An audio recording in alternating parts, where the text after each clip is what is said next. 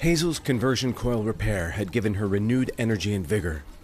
She was leading the other bots on the minecart sled, and they were making good time. Every so often, Hazel would lift her nose and reacquire Ace's scent, and then she would pull even harder, urging the bots on the line to push their speed. Mal stood at the front of the minecart and studied the changing landscape as they delved deeper and deeper into the lower levels of Subterra. Man-made tunnels gave way to rough-hewn caves. The sodium arc lights that lit the tunnels were appearing less frequently, until eventually there were no more. The only light in the cave now was coming from a glowing blue fungus on the walls.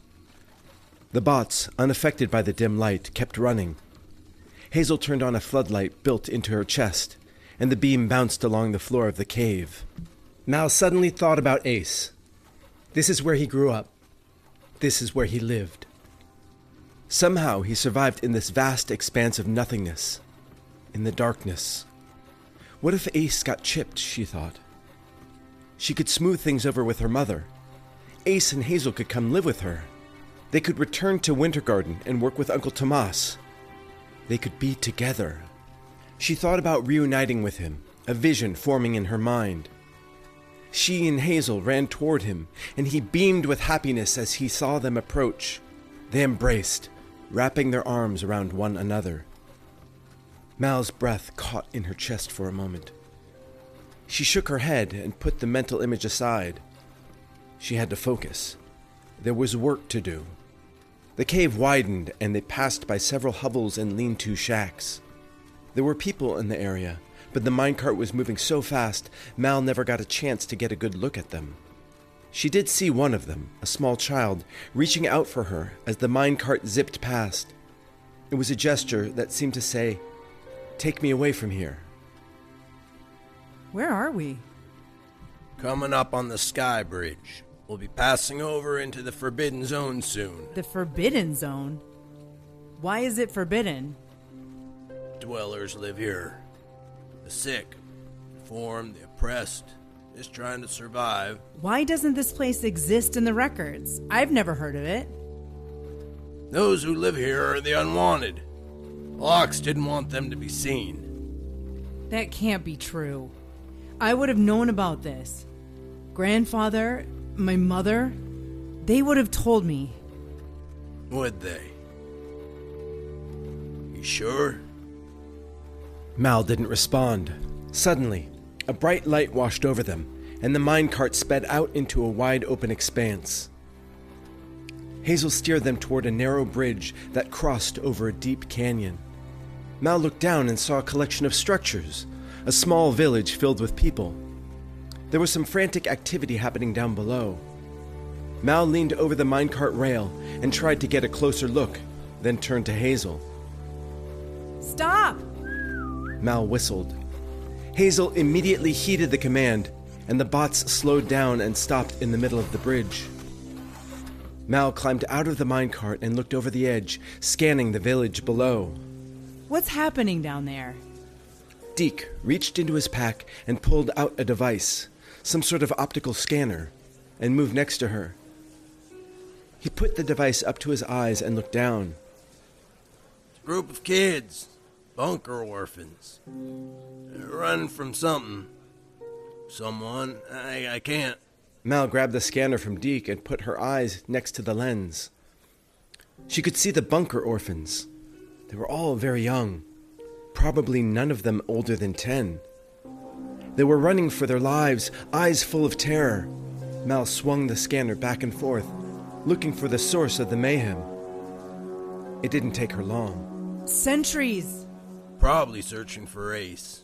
From down below, they could hear the scream of a young girl and loud shouting from the half-dozen sentries that were searching the village. Mal watched in muted horror as the village was torn apart by the sentries. She couldn't turn away from the madness playing below. Best not to get involved. They can't escape their fate. Mal saw a sentry bear down on a young boy and jammed his cattle prod into his neck. The boy jolted violently and tried to pull back, but the sentry pressed the weapon harder and knocked the boy to the ground. He kept electrocuting the bunker orphan until he was no longer moving. Mal removed the scanner, using her own eyes to witness the terrible massacre that was unfolding below. The bunker orphans were being slaughtered, one by one. Their screams echoed through the chamber, reverberating off the hard stone walls. Mal put her hands to her ears. Oh, no! Deke pulled Mal back from the railing and took a quick look down at the village. Sure enough, the sentries were all looking up at the bridge, pointing, reporting on their VCOMs. The sentries had spotted them. Maybe they recognized Mal, or maybe not, but they'd call it in and they'd be looking for them. We gotta get out of here. Now! Deke climbed inside the minecart. Mal was shaking, trying to control her emotions. She knew he was right, but how could she just leave those helpless children? Some of them might still be alive. An urgent bark from Hazel brought Mal back to reality. She climbed inside the cart, and Hazel took off running, not even waiting for a whistle command.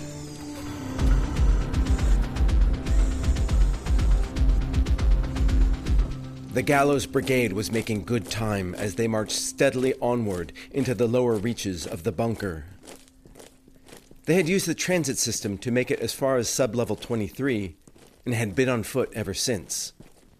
The tunnels and corridors were empty thanks to the lockdown, and if their luck held, they'd be passing through Hell's Gate very soon.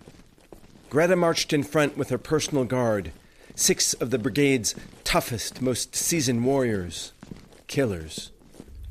Behind her were 3 platoons of soldiers, heavy gunners, assault units, grenadiers, battle engineers, and support personnel to handle comms and provide tactical support. A veteran army over 300 strong. Greta had left a squad of 4 behind at Eagle's Nest, all of them computer techs who would be monitoring their progress and relaying any communication from Dalton on a secure channel. Greta was fully aware of how excessive this show of force was, but that was the point after all. This was what Dalton wanted. Gannon had to be put in his place.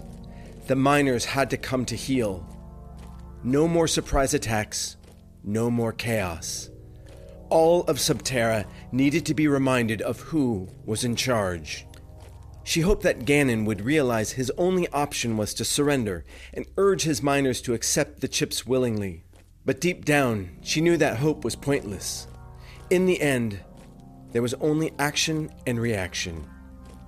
Gannon and the miners had broken the rules, and now they would realize that their actions had consequences. That was her job, and she would see it done. Just then, Greta heard footsteps. Someone running up from the column. She turned to see a comm-tech hustling toward her. Corporal, what is it? The comm-tech held up a device and offered it to Greta. Message, Commander. On the secure channel. There's been a sighting at the Sky Bridge. The bunker orphan? No, Commander. They want to talk to you. Greta took the device from the comm-tech. This is Commander Locke. Stay there. We'll be there soon, and I expect a full and thorough report. Greta switched off the device and thrust it behind her, into the chest of the comm-tech. She then picked up the pace and started to run. Gallows Brigade, double time! The soldiers followed her lead, breaking into a run and following their commander. It took less than an hour for Greta and her army to arrive at the Sky Bridge. She left the main force up on the bridge as she and her personal guard traversed a series of catwalks and stone switchbacks to reach the village at the bottom of the chamber. Bodies of children were left where they had been murdered. 24 casualties at least. Greta was a hardened veteran of war, but the vicious cruelty that had been unleashed here caused emotions to well up inside her. She spotted the squad of sentries in the center of the destroyed village and approached them. Their leader stepped forward to greet her with a salute. What happened here? We were on patrol, searching for the wanted subject, when we encountered multiple unauthorized dwellers. While we found no sign of the subject, we were compelled to follow protocols as laid out in Statute 29 and terminated the unauthorized non-citizens who were... I'm a little pressed for time, Sentry. You said you saw my daughter. Where? The sentry pointed up to the sky bridge. Up there, we saw someone that fit Mal and Locke. Your daughter's description. And did you try to stop her? She was in some kind of transport. By the time we got up there, she was already gone. She had many bots with her. Bots? Bots? Yes, ma'am. They were pulling the transport. They went east. I want you and your patrol to head east and follow her trail. Understood. And when you find her, bring her back to Edendale. Dismissed. The sentry and his team moved out quickly. By now, the soldiers had assembled in the destroyed village. Greta circled her hand in the air and started walking. Move out! They entered the cave system that was illuminated by the blue fungus. Soldiers in the front of the column switched on tactical lamps, flooding the cave with light. As they marched, Greta's thoughts turned to Mal. She was lucky to be alive. She had no training for survival in these conditions. And she was still just a child in Greta's eyes. But she was resourceful, and she had proven, on a few occasions, that deception was a skill she could use effectively. But Greta knew Mal wasn't prepared to face the realities of life down here. She was soft. A pampered life in Edendale had given her false confidence and made her cocky. Overconfidence could easily lead you to your death in the lower realms. She could have her throat cut by a bandit. She could catch a disease from a bunker orphan. She could fall into a Boris den. Mal was smart, but she didn't have the ruthless drive needed to survive down here. Still, Greta was sure Mal would slip up eventually. She would enter a scanned sector, and her biochip would activate, and then her location would be known. Greta just hoped she made that mistake sooner rather than later.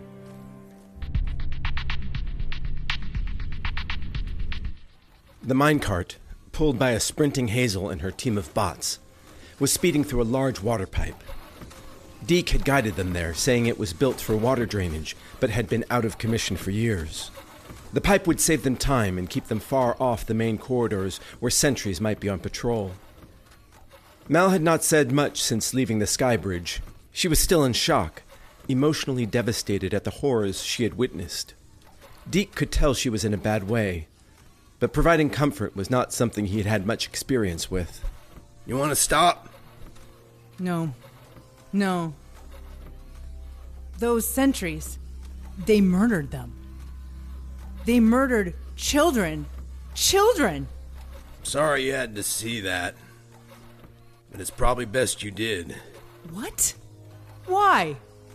Why, Deke? Can ask your mother when you see her. She doesn't know anything about this. She would never allow it. She follows Dalton Locke's laws, just like the sentries. Their job is to preserve order. In their eyes, those orphans are a liability. That's horrible. It's insane. If the citizens knew about this, they would never stand for it. They'll never know. Dalton makes sure of that. If I'm being completely honest, they don't want to. It's best to look the other way when your life is that good. But it's murder. The word they use is purification. No.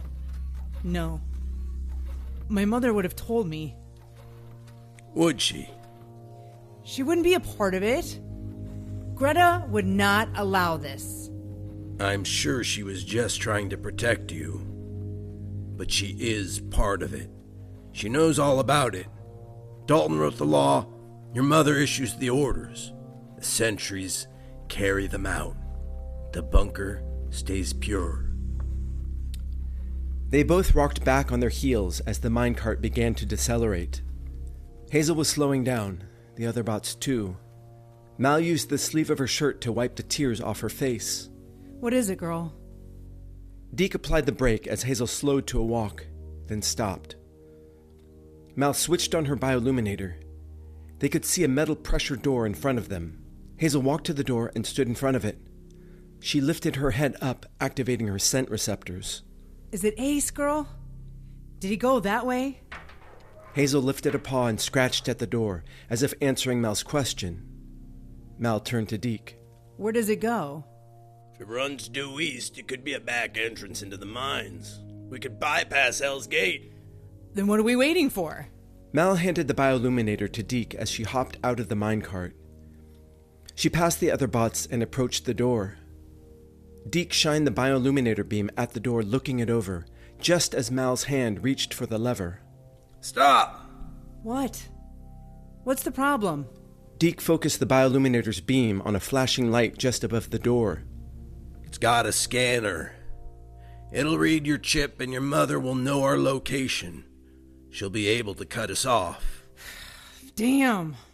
We can keep going, but it'll take a lot longer to get to Ace if he's in the mines.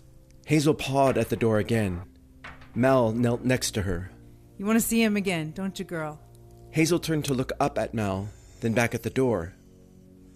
Mal was silent for a moment, trying to gather her thoughts, trying to find a solution. She was still haunted by the images of the bunker orphans. Over and over, she flashed back to the sentry, pressing his cattle prod into the poor boy's neck, his body convulsing as 1,000 watts of electricity pumped into his body. Mal got to her feet and walked back to the minecart. She grabbed her pack and started rummaging through it. We'll just take the long way. No other choice.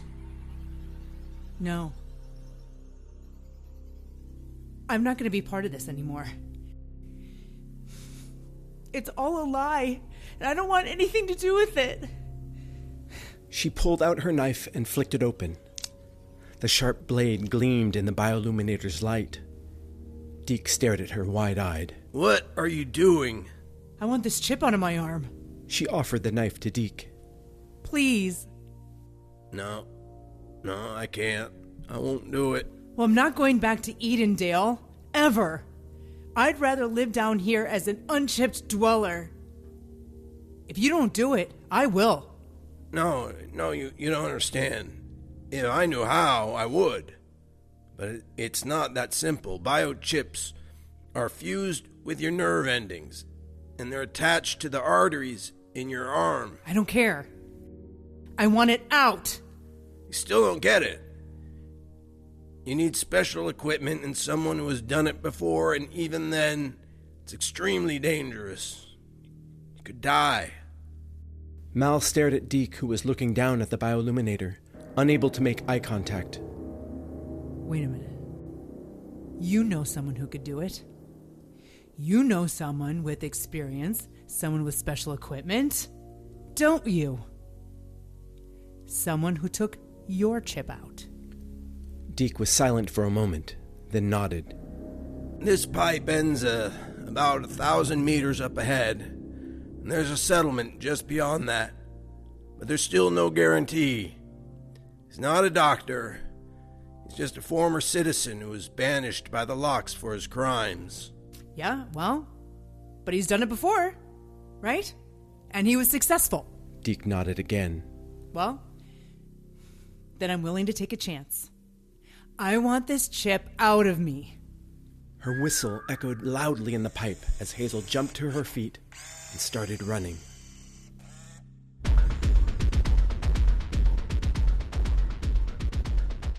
In Oxford Turn, Gannon had called a meeting of his council in his chambers. Ace and Carter were also present.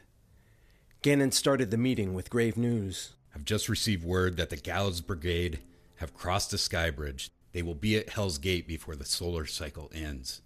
How many soldiers? All of them. What are you going to do? The only thing we can do, Ace, fight. Against the Gallows Brigade? You can't win against that many soldiers. You won't stand a chance. We have no choice. We asked for better conditions, we asked to be considered equal, and Dalton refused. It's time to fight. Why not just let them chip you? What's so bad about that? The miners will have all the privileges of a citizen. I wish that was their intent, but this is just another tactic to repress and control us.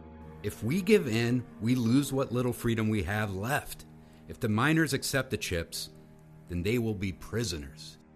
So the alternative is to fight a war you know you will lose?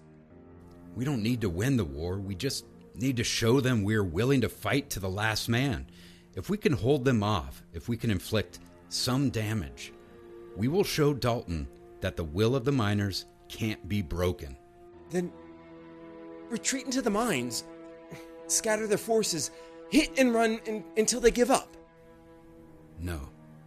Oxford Turn is their home, and we must show Dalton and his army that we are willing to die defending it. Ace looked around the room. Carter and the other council members were silent. Ace looked back at Gannon. Why did you ask me to this meeting? I need you to speak to the miners. Speak to them about what? My people are not fighters. They'll be facing a well-trained army of veteran soldiers, and I need them to know they have a chance. They don't. Gannon got to his feet and paced the room. Do you know why this bunker was created, Ace? I don't know. To protect people from war. That is one reason, yes, but the primary purpose of Subterra is to give humanity a chance to survive. It wasn't just war that drove us underground. The planet was dying. The air turned to poison. The water dried up. Food was scarce. New diseases started spreading. Our survival, the survival of the human race, was threatened. You didn't answer my question. What am I supposed to tell them? Why me?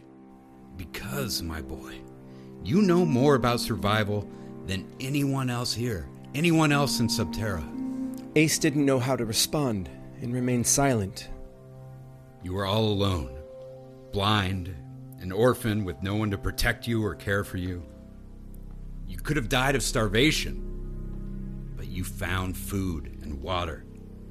You faced mutant creatures and horrible diseases, but you didn't die. Centuries hunted you down relentlessly, but you were always able to stay one step ahead of them. Against all odds, you left your home in the Barrens and made it all the way to the surface. And even though the others with you died, somehow, you survived. I'm not special. I'm not some kind of hero. You are to them, Ace. They look up to you. You're a symbol of what they aspire to be. What I aspire to be. A bunker orphan with the entire world against him, and you survived. I don't know what to say. I don't know what to tell them. This is pointless. Please, just speak to them. Give them courage. Give them hope. Just, please, speak to them. He's right, Ace. It has to be you. Ace pushed back his chair and got to his feet, nodding to Gannon. I'll do it, but I still don't think it'll help. Gannon smiled and beckoned for Ace to follow him. He opened the door to his chambers and stepped outside. Ace followed him and saw that hundreds of miners had gathered in the central square. When they saw Ace, they broke into a cheer and started to chant. Carter stepped next to Ace and joined in the chant. Gannon stepped forward and raised his hands, calling for quiet. The chanting died down and a heavy silence fell over Oxford Turn. Everyone! Ace would like to say something. All eyes turned to Ace. His mouth suddenly felt very dry. His heart started to race. He looked out at the massive crowd and had no idea what he was going to say to them. His gaze landed on a little girl holding her mother's hand. Her other hand was holding a toy to her chest, a doll made of twine and fabric in the shape of a dog. Ace focused on the girl, staring only at her, trying to imagine he was speaking to one person instead of hundreds of desperate people on the brink of war. As Ace opened his mouth to speak, a voice rang out from the crowd. The Gallows Brigade are coming. They just passed Hell's Gate. I've done this 100 times, girl. You have nothing to worry about. It's a simple procedure. Mal was sitting on a table inside a small hut. An IV tube had been inserted into her hand, and she could hear the faint dripping of a sedative being administered. A man who Deke had introduced as Cassius was sitting next to her as he prepared a laser scalpel. He was a bit younger than Deke, but not by much. Has anyone died from getting their chip removed? A very small number, I can assure you. So small, I can't even remember. Cassius put on a pair of magnification glasses and examined Mal's forearm, locating her faint scar. Mal noticed he was missing several teeth and felt his hot, foul-smelling breath on her skin. The room was cluttered and not very clean, but Cassius had promised them he had all the equipment necessary to get the biochip out of her arm. Before we begin, we need to discuss payment. I can pay you later. Later? No, that's not how this works. Payment up front. Look, I can double your fee. I just can't pay you right now. I need some time. Pay me now, or go. What about the bots?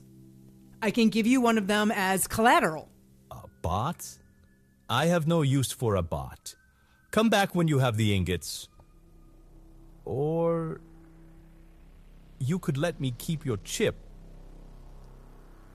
What? I can wipe that chip and sell it on the black market. That's my offer. Take it or leave it. Fine. Just make sure it's wiped completely. And don't do anything with it until we're long gone and far away from this place. Deal. Now your arm should be numb by now. Cassius tapped his finger on Mal's wrist. Can't feel anything. Cassius switched on the laser scalpel, and it hummed with raw energy. You'll have to remain conscious for the procedure, so try and stay still. You don't have to do this, Mal. Deke was standing in the corner of the hut. Cassius had allowed Deke to come inside, but insisted that the bots stayed out. I want to. Go ahead. Cassius flipped a second set of lenses down over the glasses. She could see his eyes blinking through the thick lenses as he inspected her arm. After the incision, I have to disconnect the failsafe. The what? It's a small charge that will explode if I don't deactivate it first. I've had a bomb inside my body this entire time? Mal shifted slightly, causing Cassius to pull the scalpel away from her arm. Remain still. I'm about to make the incision. Cassius lowered the scalpel and sliced into Mal's forearm. Quite an ingenious little device. The locks really know how to control the flock. Mal looked away as the laser made a precise incision, and her arm started to ooze blood. Deke stepped forward slightly into the light, and Mal focused on his face, trying to remain still. I'm removing the nerve tether now. Cassius picked up a different tool and pushed inside the incision, deeper into Mal's flesh. He rotated the handle carefully. Mal's entire body jerked forward, then slumped back. I said don't move! I didn't do it on purpose. Her body spasmed again. Suddenly, the monitor started to beep loudly, sounding some kind of alarm. What's happening? I'm increasing the sedative. What's going on? Shut up. Cassius continued digging around in Mal's forearm. Blood began spurting out of the open wound. Her body began to spasm again, and now she was starting to lose consciousness as the sedative kicked in. Deke, I'm not... Please don't leave. Don't let me die. What's happening to her? With a sharp and violent tug, Cassius yanked the biochip out of Mal's arm. He held up the device, covered in blood, inspecting it in the light. Answer me! She's gonna be alright! But Cassius still wouldn't answer. Deke could see blood jetting out of Mal's severed artery, but Cassius was only focused on the biochip, completely ignoring Mal and her condition. Deke grabbed Cassius by the arm and swung him around to face him. What the hell did you do to her? Deke was so focused on Mal that he didn't notice the laser scalpel in Cassius's hand. Cassius swung the scalpel at Deke in a wide looping arc. The beam slashed across Deke's face, cutting his cheek and jaw. Deke stumbled backwards and tripped over the junk scattered on the floor, falling into a pile of clutter. Cassius walked toward Deke, brandishing the laser scalpel in one hand, clutching Mal's extracted biochip in the other. Why? Because she's a lock. You want to know how I know that? Deke didn't answer. He was focused at the blue laser just inches from his face, trying to stop the blood flowing from his cheek.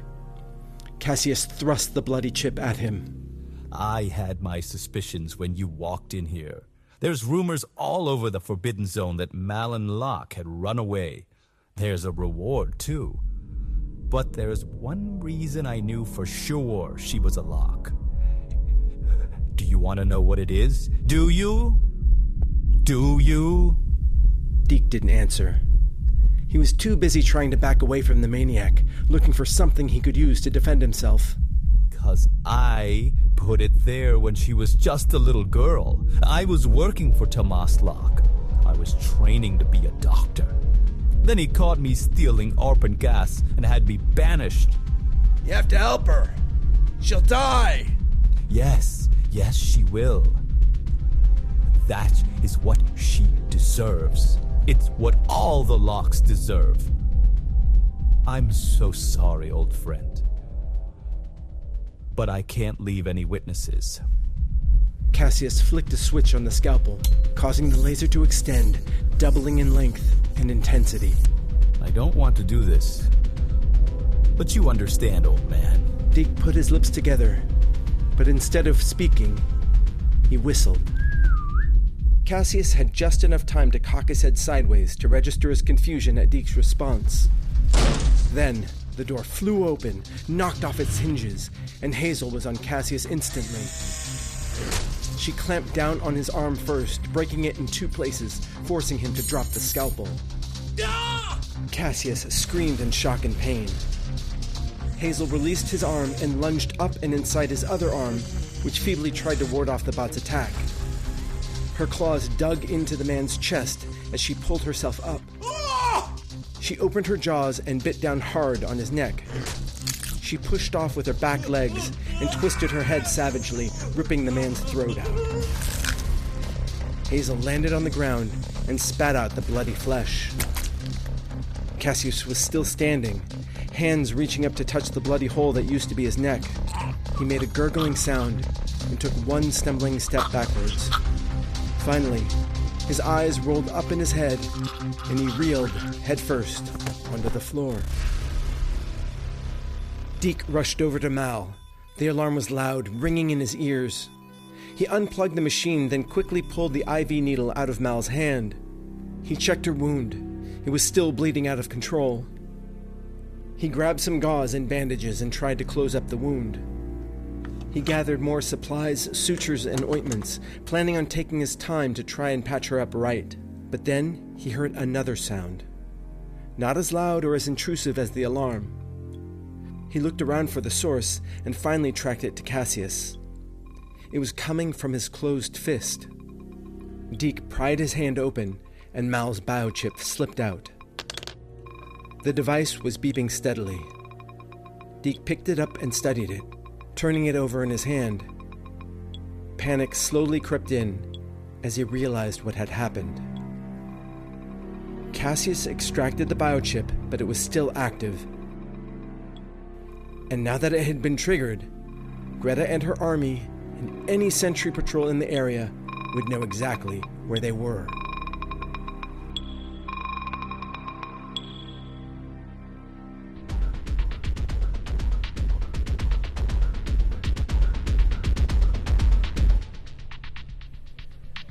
Oxford Turn was a hive of activity.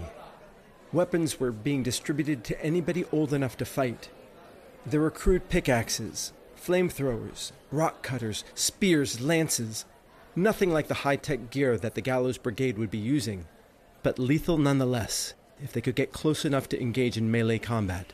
Miners were operating digging machines and earth movers as they pushed boulders into position to form defensive walls. Gannon was overseeing the operations and had Ace and Carter by his side. They were standing at the main pressure door, and the only possible route for Greta and her soldiers as they approached from Hell's Gate. The door was 10 meters tall and 5 meters wide, made of solid iron. It had been closed and the hydraulic lifters dismantled. A group of miners were hard at work welding the door shut. It won't stop them. They'll have plasma torches. I mean, it'll slow them down, but they'll cut through it. We will create a choke point here using a series of defensive walls. They'll have to come through 2 or 3 men abreast. They won't be able to use their long-range weapons. Yes, exactly. Or their heavy artillery for fear of hitting their own men. We will launch attacks from both sides using the defensive walls as a staging area. Once they've pushed enough soldiers through, we will use a frontal assault to stop their advance. We might not win, but we'll make it painful for them. Maybe. But your people have never faced off with the Gallows Brigade. What makes you think they won't run? They won't run if you are fighting alongside them. I want you to take control of the wall defenses and lead the attacks. Me? I told you I'm not a soldier. And I'm definitely not capable of giving people orders. No way. These are your people. True.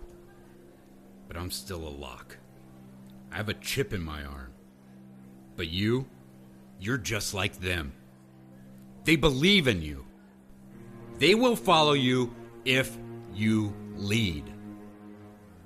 Ace walked away from Gannon and Carter, climbing up onto the first section of defensive walls. From there, he had a clear view of Oxford Turn. He could see the series of walls that were being built, and was able to see how Gannon's plan might work.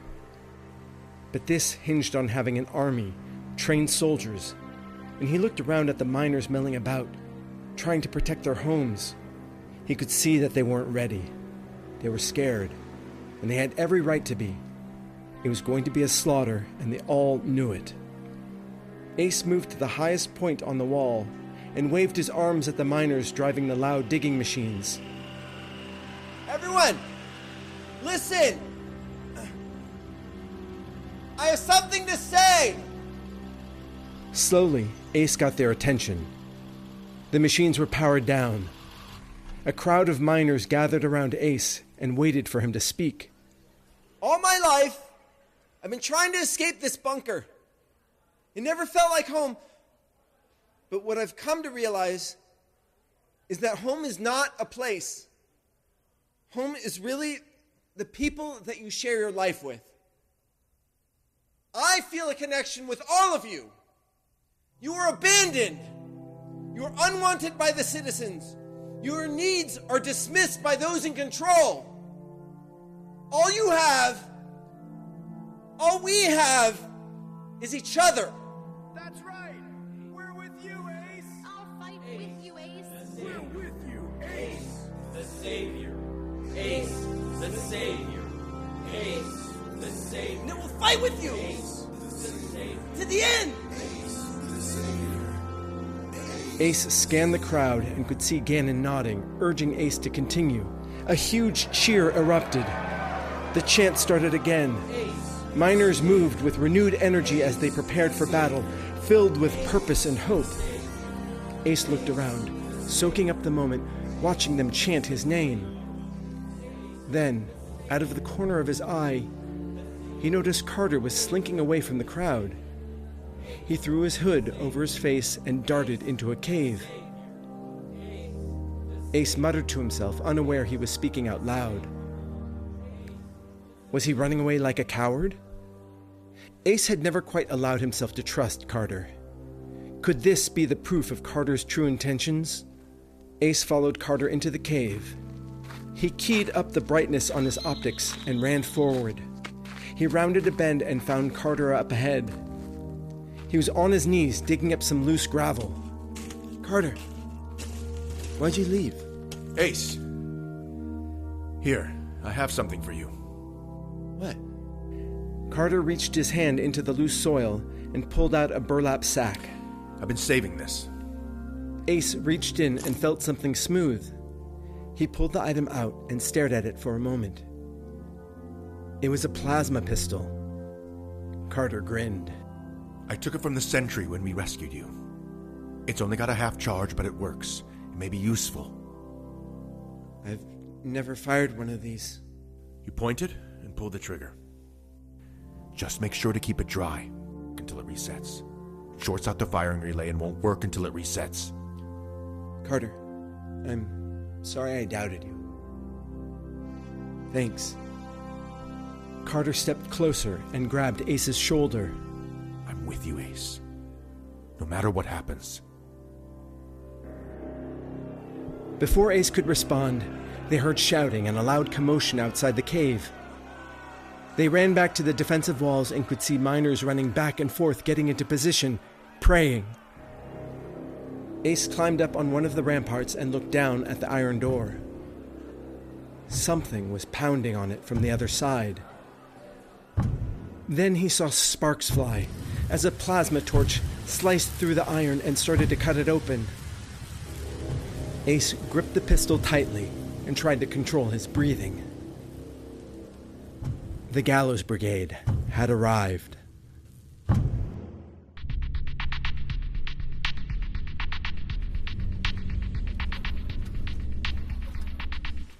Hazel and the bots were running at top speed, pulling the minecart back through the pipe toward the pressure door. Mal was laying on the floor of the cart unconscious. Deke had bandaged her wounds as best he could, but he could still see blood soaking through. He was kneeling at Mal's side, looking through a bag of medical supplies he had taken from Cassius's hut. He finally found what he was looking for. A syringe full of an amber liquid. It was an adrenal compound that he hoped would bring her out of her unconscious state. He pulled the cap off, exposing the needle.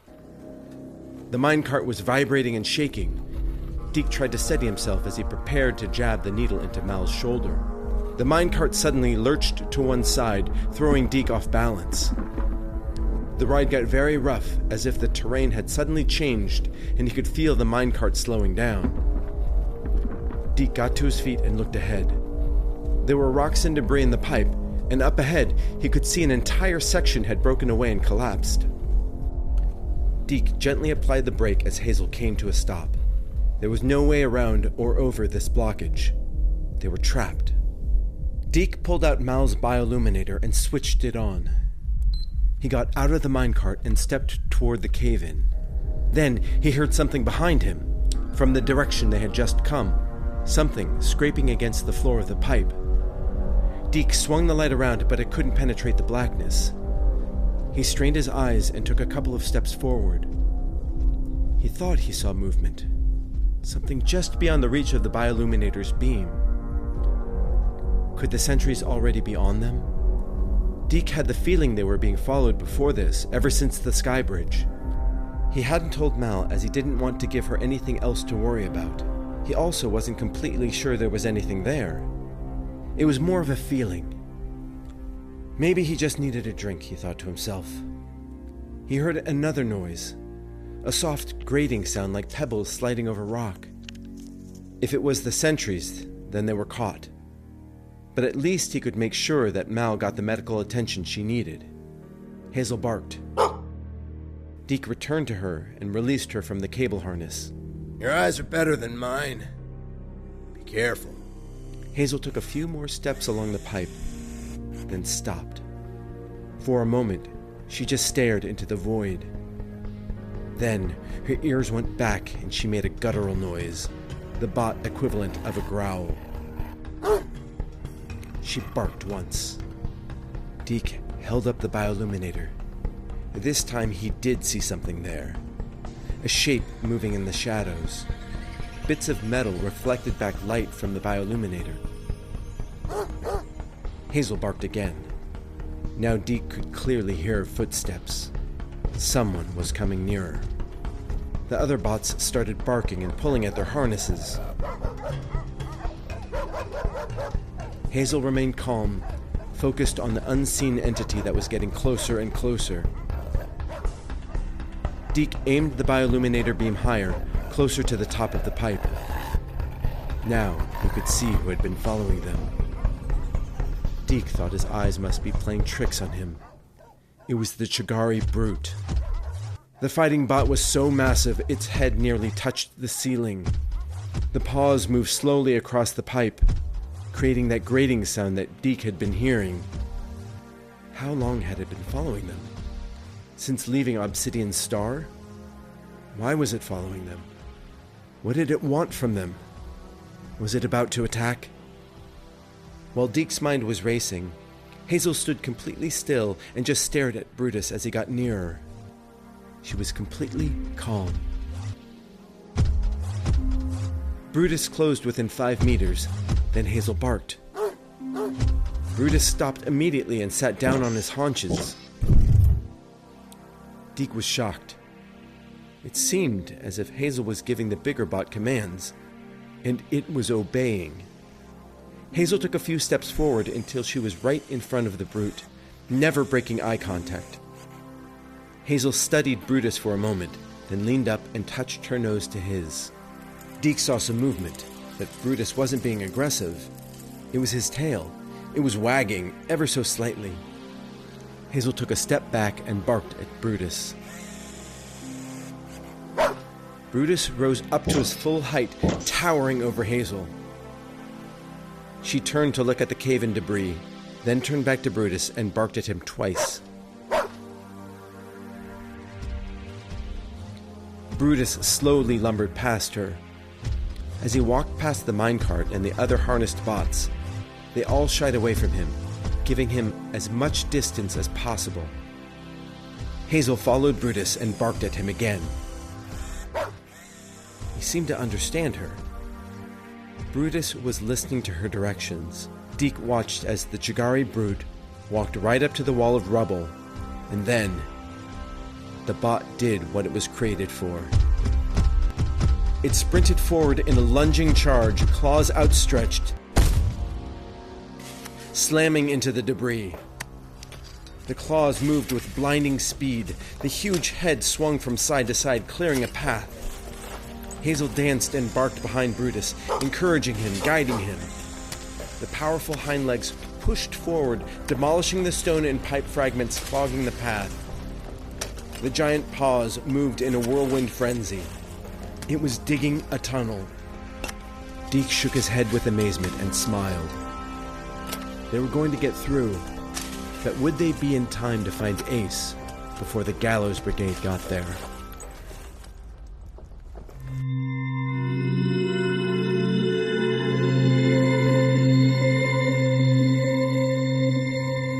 Subterra, written and produced by Steve Kruger and Warren Davis.